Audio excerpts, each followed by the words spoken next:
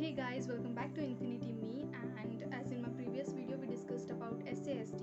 So in SAST it was a completely white hat or a white box testing, and now we are going to discuss about DAST, which is the second one, that is dynamic application security testing. So it is a complete contrast in as compared to SAST, because it is a black hat testing or black box testing, in which the tester doesn't has any prior knowledge about the system. It just detects a condition which indicate the vulnerability in the application while it's running state. DAST basically runs an operation code which is used to